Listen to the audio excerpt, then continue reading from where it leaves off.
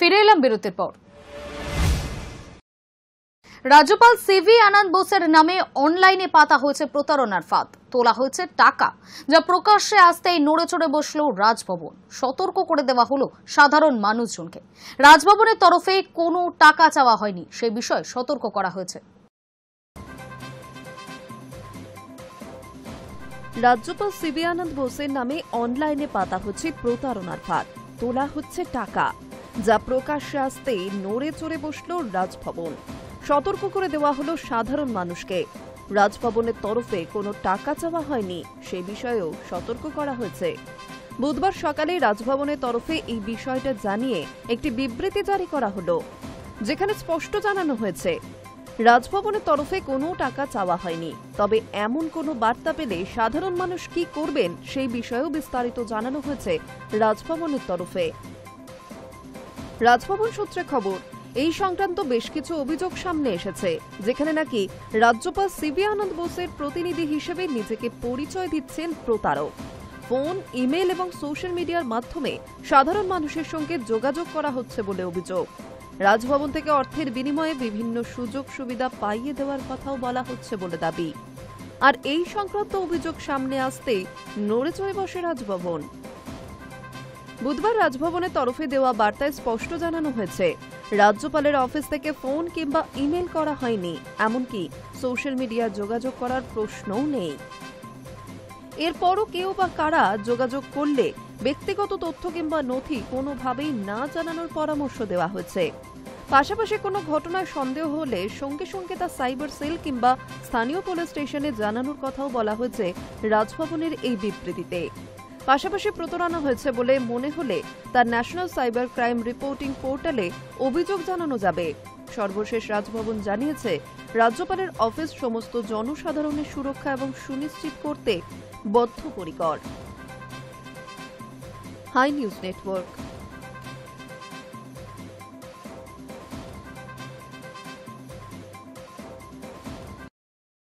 এ যেন আক্রমণের পাল্টা আক্রমণ। তিলোত্তমার বাবার বিরুদ্ধে মানহানির মামলা করেছিলেন কুণাল ঘোষ। তারপর কুণালের বিরুদ্ধে বিস্ফোরক অভিযোগ আনেন তিলোত্তমার বাবা ও মা।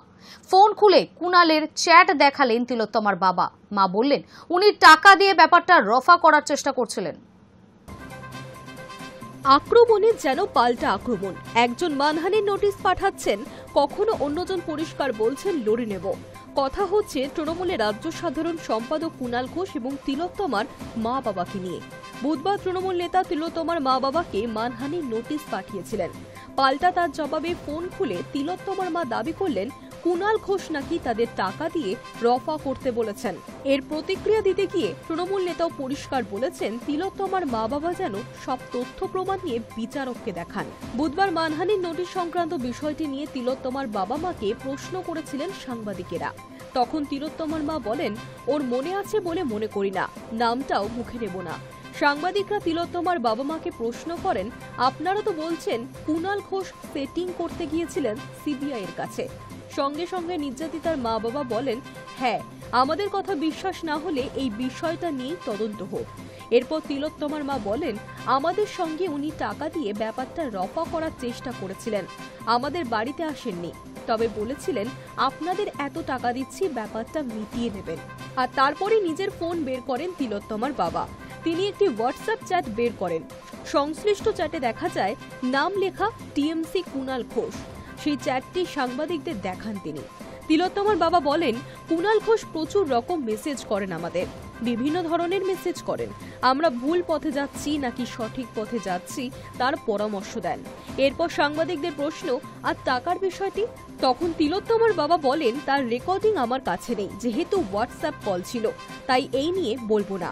এরপর তিলোত্তমার মা আবারও বলেন, উনি আমাদের যে সমস্ত কথা বলেছেন, আমাদের একমাত্র মেয়ে চলে গেছে, আমাদের চোখে জল দেখে না, যেসব কথা বলেছেন তার আইডিয়া নেই, ওর মান নেই, ওর হানি হয়েছে কিনা জানি না। তারপর ফের ফোনে সেই চ্যাটটি খোলেন তিলোত্তমার বাবা, আর এরপর একটি ভিডিও দেখান। তিনি বলেন, এই ভিডিওটি দেখিয়ে ওর বিরুদ্ধে যা ইচ্ছে ব্যবস্থা নিতে পারি।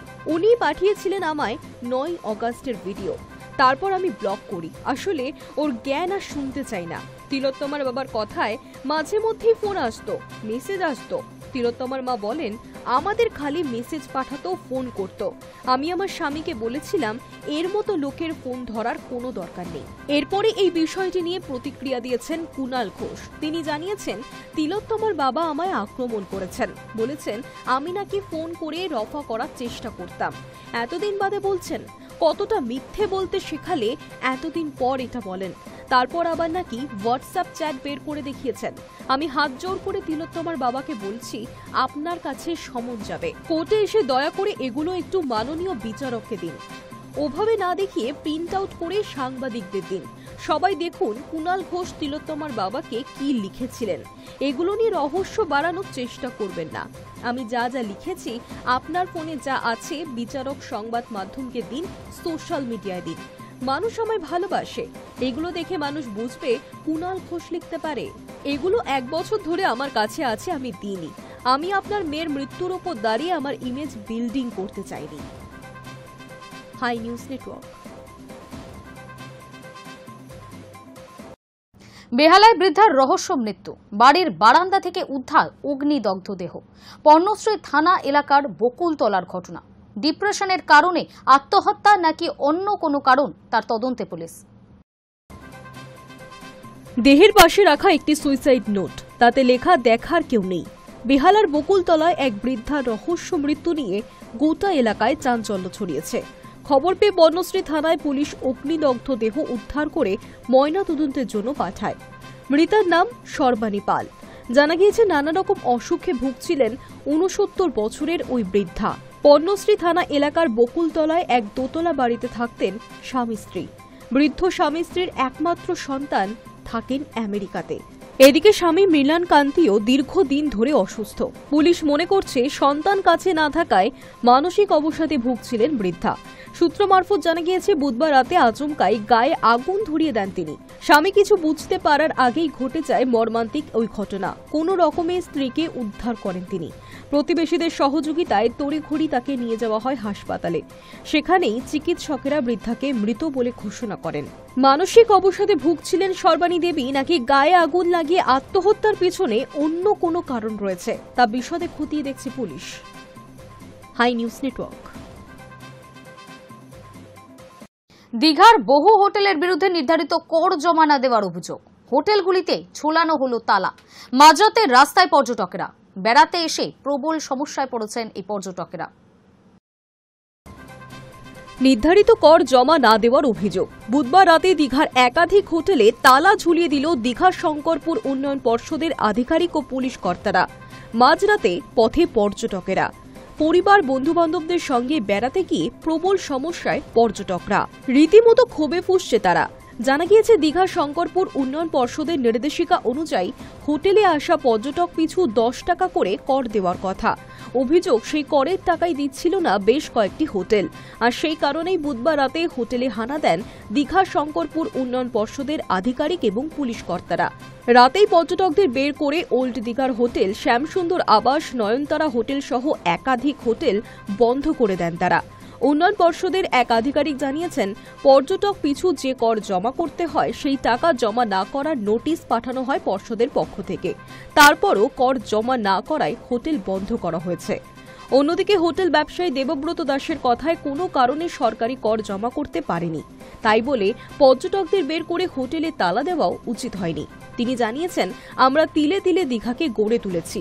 সরকারও চায় না ব্যবসায়ীদের বাদ দিয়ে এলাকায় উন্নয়ন করতে। কিছু প্রশাসনিক আধিকারিকের মদতেই দীঘায় দিনের পর দিন ব্যবসায়ীদের উপর অত্যাচার চলছে।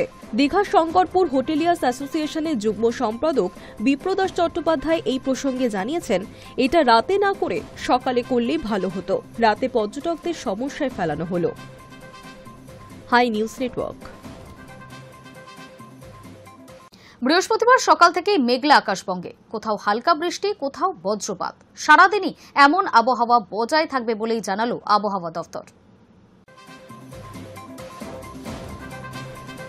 বুধবার থেকেই কলকাতা সহ বঙ্গের বিভিন্ন জেলায় বজ্রবিদ্যুৎ সহ হালকা থেকে মাঝারি বৃষ্টি শুরু হয়েছে। বৃহস্পতিবার থেকে ফের বৃষ্টির দাপট বাড়বে এবং আগামী সোমবার পর্যন্ত বিক্ষিপ্তভাবে ভারী বৃষ্টি চলতে পারে, এমনই পূর্বাভাস দিল আলিপুর আবহাওয়া দফতর। সেই প্রেক্ষিতে বৃহস্পতিবার সকালেও কার্যত একই ছবি ধরা পড়ল। কলকাতার আকাশে সকাল থেকেই ঘন মেঘ, কোথাও হালকা বৃষ্টি, কোথাও বজ্রপাত। বৃহস্পতিবার ভোর থেকেই ঝিরঝিরে বৃষ্টি চলছে শহর জুড়ে, রোদের কোনো দেখা নেই। আলিপুর আবহাওয়া দপ্তর জানাচ্ছে সারাদিনই একই রকম আবহাওয়া থাকতে পারে, সঙ্গে বজ্রবিদ্যুৎ সহ ঝড় বৃষ্টির সম্ভাবনা রয়েছে। আলিপুর আবহাওয়া দপ্তর জানাচ্ছে অন্তত 3 দিন দক্ষিণবঙ্গের অধিকাংশ জেলায় দুর্যোগ অব্যাহত থাকবে। শনিবার পর্যন্ত বজ্রবিদ্যুৎ সহ হালকা থেকে মাঝারি বৃষ্টিও হতে পারে। সেই সঙ্গে ঘন্টায় 30 থেকে 40 কিলোমিটার বেগে ঝড়ও বইতে পারে। বৃহস্পতিবারই দক্ষিণবঙ্গের সব জেলায় জারি হয়েছে হলুদ সতর্কতা। দক্ষিণ 24 পরগনা, পূর্ব মেদিনীপুরে ভারী বৃষ্টি হওয়ার সম্ভাবনা রয়েছে। শুক্রবার উত্তর 24 পরগনা, দক্ষিণ 24 পরগনা, পূর্ব ও পশ্চিম মেদিনীপুর, পূর্ব বর্ধমান, মুর্শিদাবাদ এবং নদিয়ায় ভারী বৃষ্টির সম্ভাবনা। শনিবার সেই তালিকায় যুক্ত হবে পশ্চিম বর্ধমান, ঝাড়গ্রাম এবং বাঁকুড়া। আবহাওয়া দপ্তর জানিয়েছে রবিবার ও সোমবারও কিছু জেলায় বৃষ্টির তীব্রতা বজায় থাকতে পারে। বৃহস্পতিবার কলকাতার সর্বনিম্ন তাপমাত্রা ছিল 26.2 ডিগ্রি সেলসিয়াস। বুধবার সর্বনিম্ন তাপমাত্রা ছিল 29.8 ডিগ্রি সেলসিয়াস, যা গড়ের থেকে প্রায় 2.5 ডিগ্রি কম। উত্তরবঙ্গেও বৃষ্টির হাত থেকে রেহাই নেই। বৃহস্পতিবার জলপাইগুড়ি ও আলিপুরদুয়ারে ভারী বৃষ্টি হতে পারে। অন্যান্য উত্তরবঙ্গ জেলাতেও বজ্র বিদ্যুৎ সহ ঝড় বৃষ্টির সতর্কতা জারি রয়েছে। শুক্রবার ফের জলপাইগুড়িতে ভারী বৃষ্টির পূর্বাভাস রয়েছে, সেই সঙ্গে ঘন্টায় 40 কিলোমিটার বেগে ঝড়ও। সপ্তাহান্তে দক্ষিণ দিনাজপুর, মালদায় ভারী বর্ষণের সম্ভাবনা। শনিবার, রবিবার ভারী বৃষ্টি হতে পারে জলপাইগুড়ি এবং কালিম্পংয়েও। আবহাওয়ার বিশেষ উন্নতি আগামী মঙ্গলবারের আগে হওয়ার সেভাবে কোনো সম্ভাবনাই নেই। অন্যদিকে সমুদ্রও থাকবে উত্তাল। উত্তর বঙ্গোপসাগর সংলগ্ন দক্ষিণবঙ্গের উপকূলে শনিবার ও রবিবার হাওয়ার গতি ঘন্টায় 55 কিলোমিটার পর্যন্ত পৌঁছতে পারে। তাই গভীর সমুদ্রে মাছ ধরতে যেতে মৎস্যজীবীদের জন্য সতর্কতা জারি করেছে হাওয়া office. Hi news network. News today এখনকার মতো এই পর্যন্তই। নজর রাখুন হাই নিউজে, নির্ভীক, নিরপেক্ষ।